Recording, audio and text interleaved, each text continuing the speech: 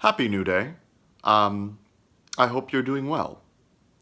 Hope and trust and faith all group together in that they're not reasonable and they're not based in what's true, but they still have value.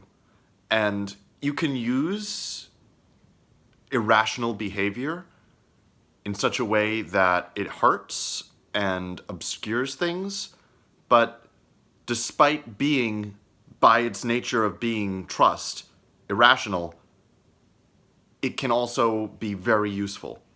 And I've got some examples of that. The first thing, trusting in the goodness of people and their intentions, and that people have a heart. Yes, you need to be open to the idea that people can hurt you, that people might not be coming to the table with the idea that they want to make everyone feel better or be better. But if that's where you start, if you start in the idea this person's a wonderful person and they're here to help me and I'm here to help them, then it can help you get through a lot. When somebody's acting strangely, you can go, they must have had a really awful time. Or if you search for reasons why someone could do something wrong before you finally settle on, this person is not someone that I can help or that can help me, then it carries you farther and helps you to carry people farther. Now, being open to new information that a person repeatedly speaks badly of others, even when you mention to them, hey, that's not cool, or that somebody lies over and over when you make it clear that you value truth, then eventually you need to call it quits or distance yourself in some way. But starting from this person has trust issues, and if you can make it clear that you are someone you can trust, then proceed from there. Hey, maybe you can trust this person too. You can make it someplace. Or that just trying to be an understanding person. There are lots of different values and different beliefs, and you're not going to agree with all of them. But trying to understand how someone could arrive at conclusions you disagree with can at least help you arrive at different conclusions in your own life. It's like coming at things from a new angle. Diamond's one of the hardest things in the world, but because the way that it's molecularly arranged at a molecular level, if you have a perfect diamond, then you just gotta hit it at a 45-degree angle and it'll split in half. Because understanding the way diamond works. And that's the same way with faith. It can be very hard and very useful and can prop you up when you need it, but as long as you don't try to apply it where it's not good for you. I'm not going to drive my car when I need to go just a mile down the road. It's good for me and it's good for my wallet to use my legs. Now, that first one aside, second time, relying on chance and faith when you just can't do anything else, because life is full of tough decisions. And of course, the best thing to do is to make an informed decision and research everything to a fair degree, and be sure that when you do this, this is a choice that you're not going to regret. But if you take the time to perfectly figure out exactly what you want to do, then you're going to be forced into inaction a lot of the time if you're really going to take the time to think it out. Like, I'm not sure if I should use pink or blue for a cake that I'm making, then, well, first of all, the obvious answer would be to use something non-gendered like green. At least that's the way it is in the United States. But if I had to choose between purple and green, I could think out oh, this percentage of people likes green, this percentage of people likes purple, more boys are drawn to green because it's outdoors, more people like purple because it's soothing, purple's a royal color and we should take advantage in the modern age, green is about being in nature, green has a more positive psychological effect, but when it comes down to it, I could spend all of that time, but somebody's still waiting for the cake that they want, and it'd be much faster to just say, green's here, I'm taking it, because it's closer, or even if they're in equal distance, the lowest number I think of is, the number I think of is lower than 2, I'm gonna take it, the green, that is, and it's 2. You heard me, the first number that came to my mind was 2. So it can get you places. And that's the last thing.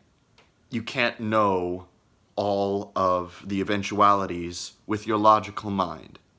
The logical mind is a beautiful thing. It's the reason that humanity rules the planet. It's the reason that we have created things that are taller than anything that just life on its own has been able to build. The reason that we have made it into places on our planet and in the universe and seen things that probably no one else in the solar system, assuming that there's at least one other thing in the solar system, will ever be able to see. But we are still animals, and we have more than one brain. And it's good to consider all of that. Yeah, your logical brain has to make the final decision, but if you listen to what your emotional brain says, yeah, I know it's up here too, but it's a physical response, or your instinctual brain, it's really interesting how much the chemicals in the gut actually influence your instincts in the lymph system. But that aside, there are times when you let your instinct make the decision and you make the logical choice to let yourself do what feels right.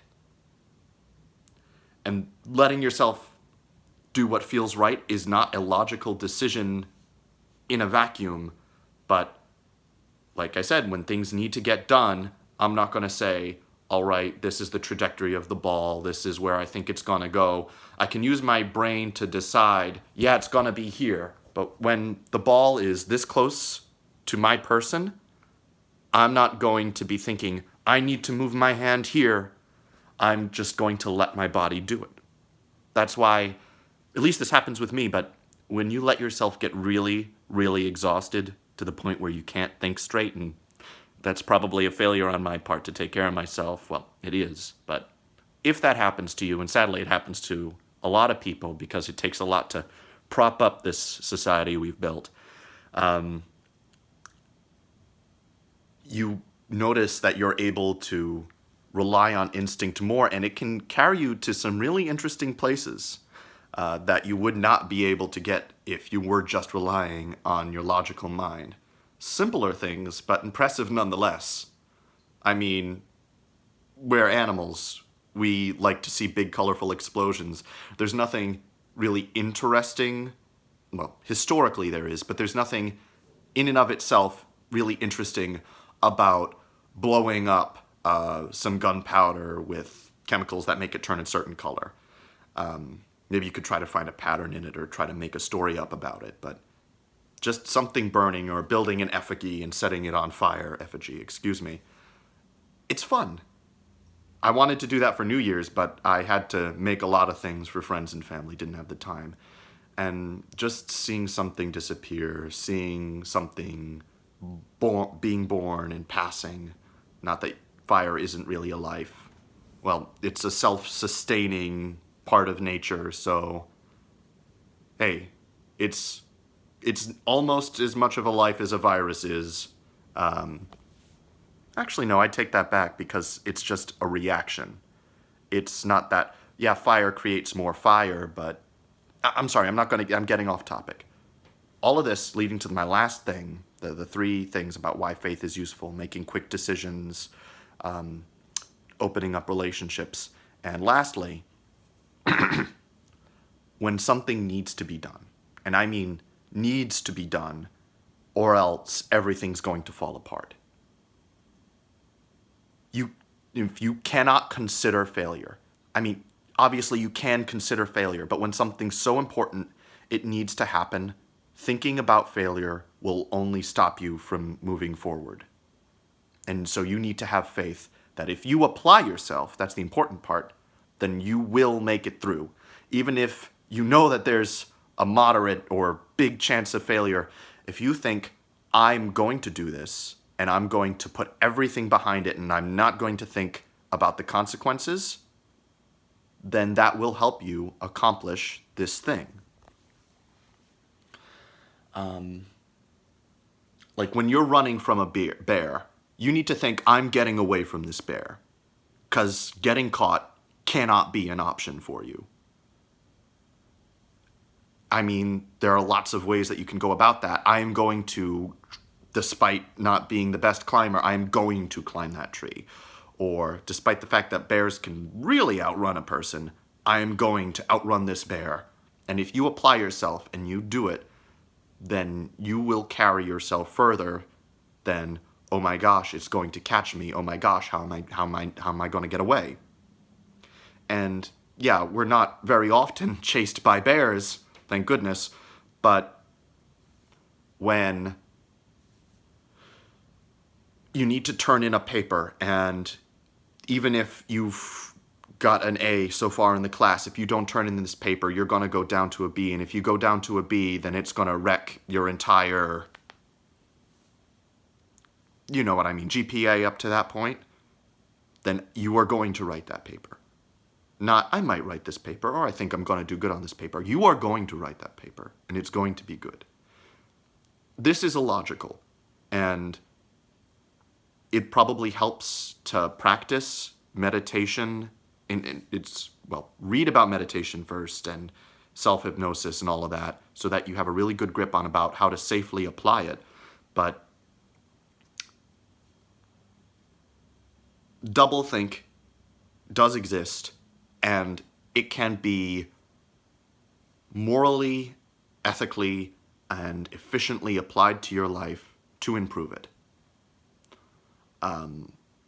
Because humans are animals with brains that aren't built perfectly, and exploiting those loopholes is something. Like in my favorite video game, La Mulana, that I have that awful poster of up there. I gotta replace that sometime.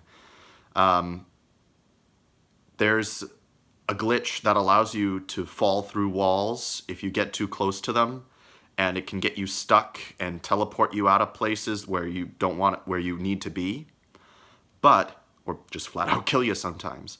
But somebody figured out a way to properly use that, and it completely changed the way that speedrunning worked in that game. I never speedrunning, and I never want to, but it's an admirable thing. And that's another thing, taking things on faith, going back to point one of why faith can be good, putting faith in people. Why do you want to complete a game faster? Why do you want to cut away from all of these experiences that you can enjoy and immerse yourself in? And just coming at it from the different perspective of mastering these techniques, or the creative way of looking for many different ways to cut corners and get around it and make this perfect thing that cannot be beaten, or stand up for as long as possible. Just as a challenge, it's a different perspective of how to enjoy a thing. Or this nice guy that I've been talking to recently, he is vegetarian for moral reasons, which is, I believe, the only good reason to be a vegetarian.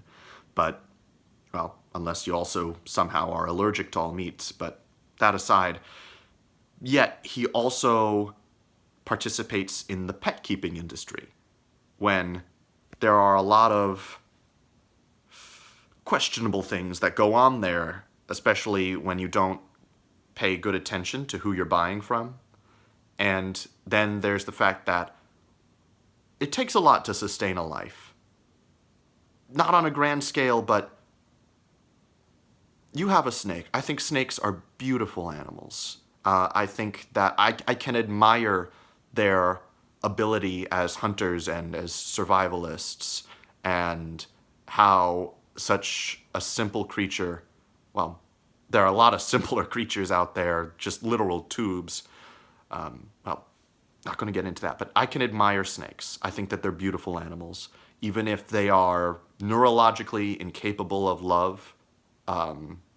Being able to ingratiate yourself to a snake, I think, is an admirable pursuit, except they are killers.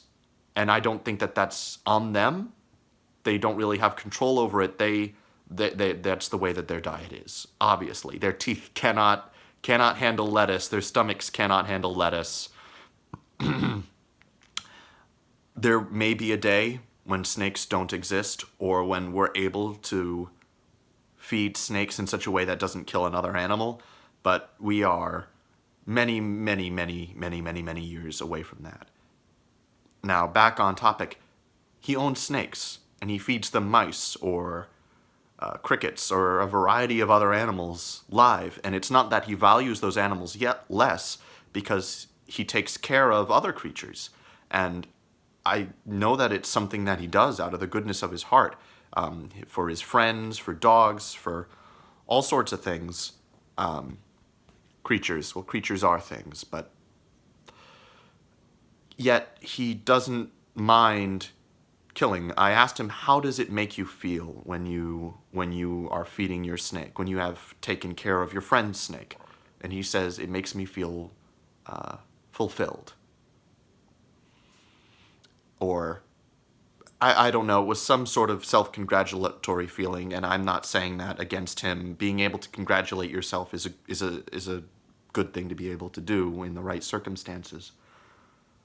I don't understand that yet, but I want to, because I want to be able to understand anyone. And as a social species, that's important. Alright, those are my 3 things, and I think this is going to be my first public video, despite being really rambly and having messy hair, and probably I could dust my knickknacks off a little better. Hope y'all are doing good. I'm having faith that you're doing good.